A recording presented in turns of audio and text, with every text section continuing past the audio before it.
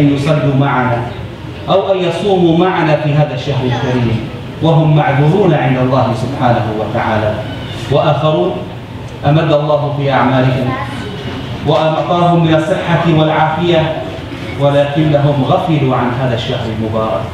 فهنيئا لكم أيها الإخوة والأخوات أن كنا جميعا من أهل هذا الشهر الكريم.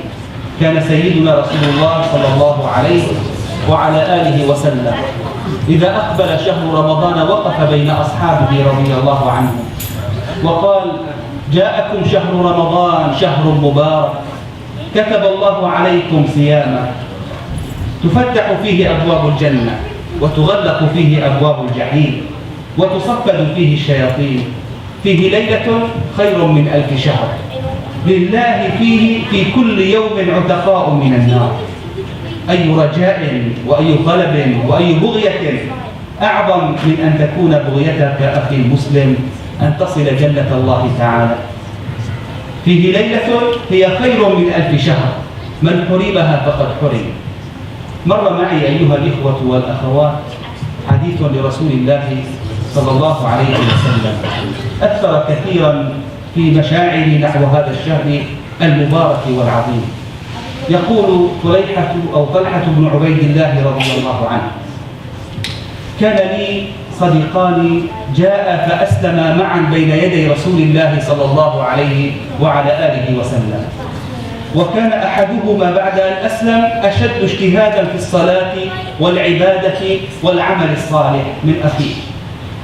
ثم كان يوم جهاد في سبيل الله، فخرج جميعا، فإذا بهذا الرجل الذي هو يكثر من العمل الصالح يستشهد في سبيل الله تعالى. ثم بعد سنة يتوفى الآخر. قال طلحة رضي الله عنه: فذات يوم رأيت أني بباب الجنة وإذا بخارج يخرج من الجنة ويأتي وأنا وصاحبي أمام بابها، فيقول لي هذا الرجل الخارج أو هذا الخارج من الجنة: يا فلان، يبدأ بمن؟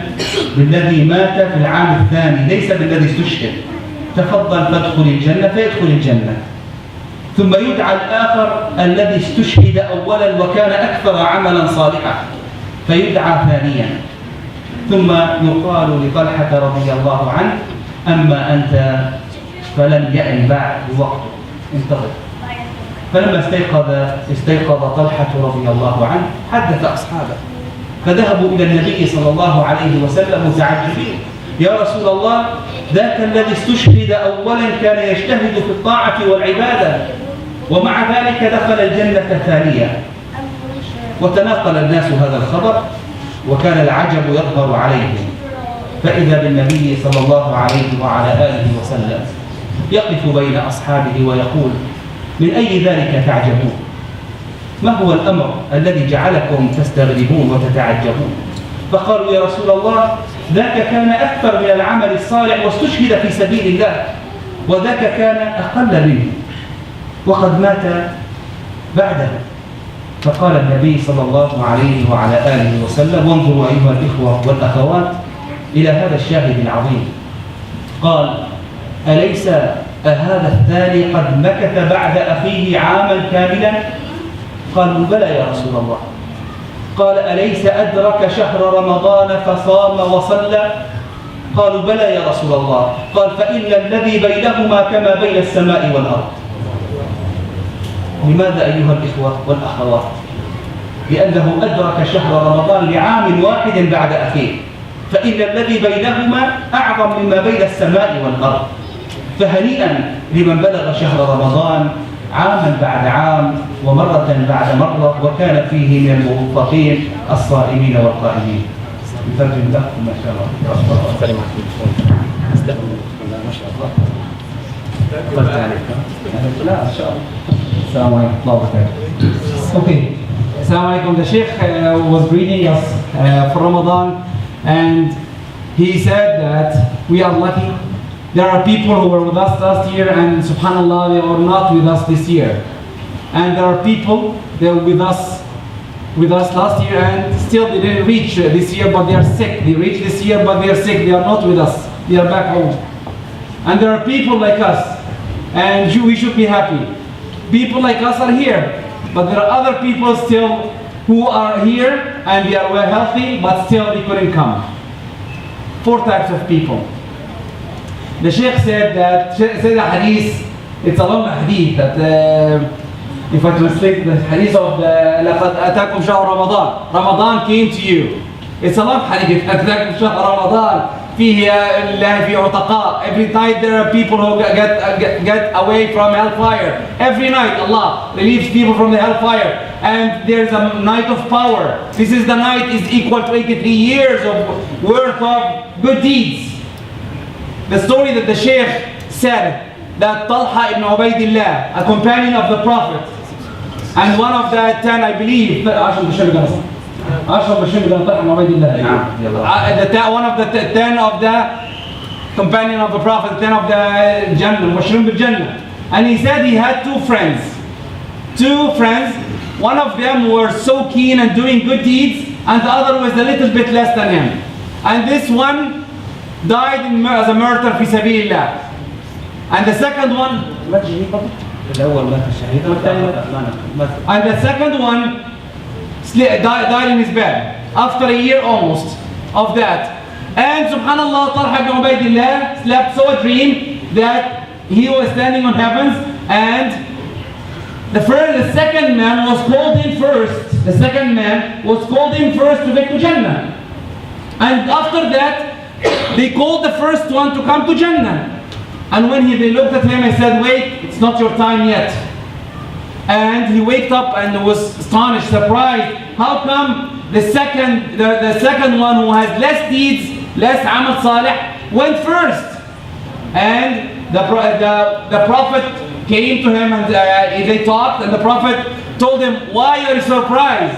Why are you surprised? Subhanallah, didn't this man reach 1 Ramadan? And that's why he elevates his deeds. Elevates 1 Ramadan. Elevates your deeds. But as is between the sky and the earth. How far the 2 difference, even though the deeds, the first one did more deeds than the second, but only 1 Ramadan. If you do it right, inshallah, you will be in high rank. ثم أيضا أيها الإخوة والأخوات، من حق هذا الشهر الكريم الذي تفتح فيه أبواب الجنة أن ينوع فيه المسلم من العمل الصالح.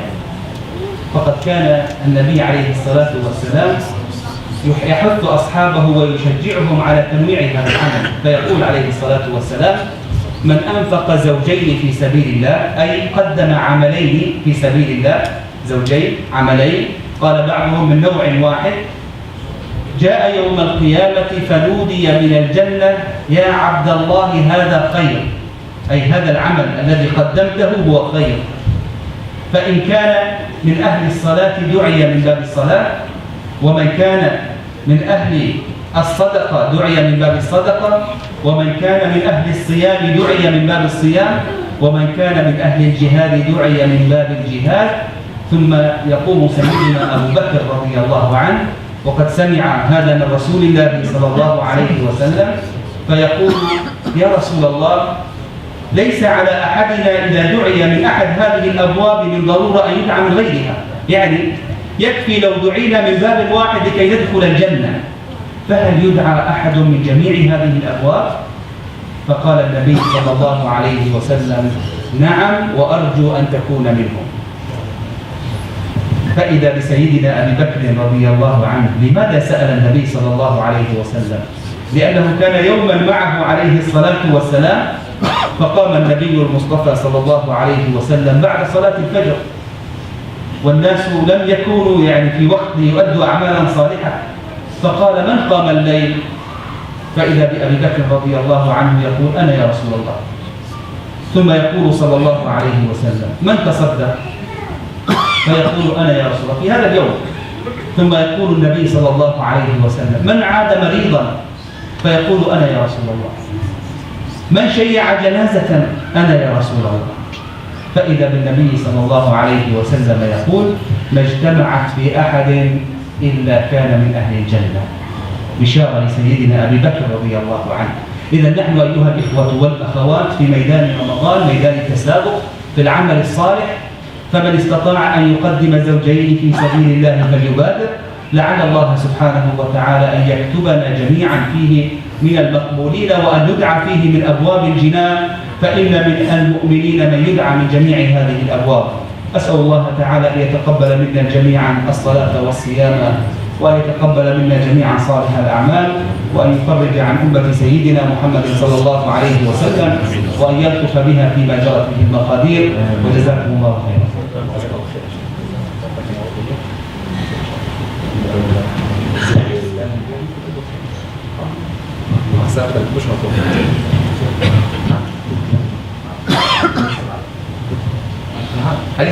Hadith is the first one. The hadith is the Sheikh is saying that it is the right hadith. I didn't say it because it's long. That's all. It's all طويل بس. الله يشكرك.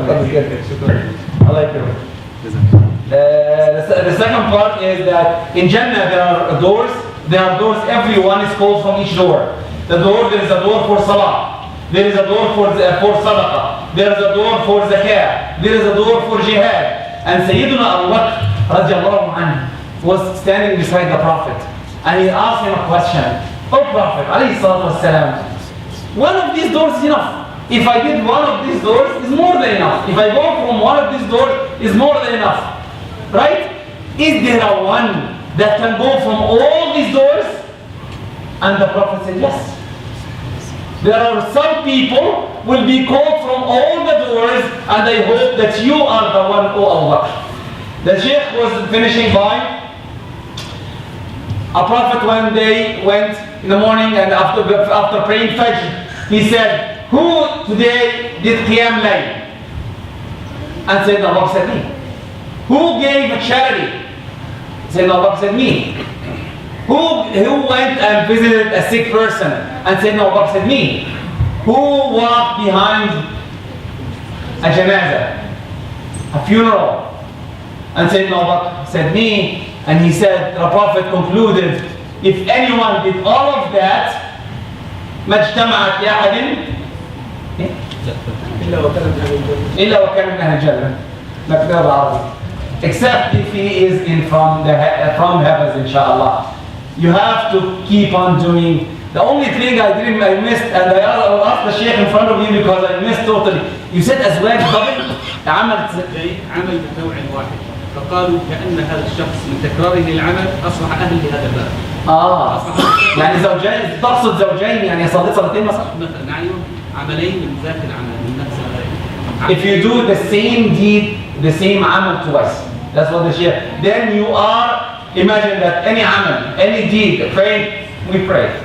Praying twice, we call from salah. Giving charity twice. Any amal, any twice thing, inshallah we call from one of these doors. أقول قولي هذا وأستغفر الله لكم وجزاكم الله خيرا.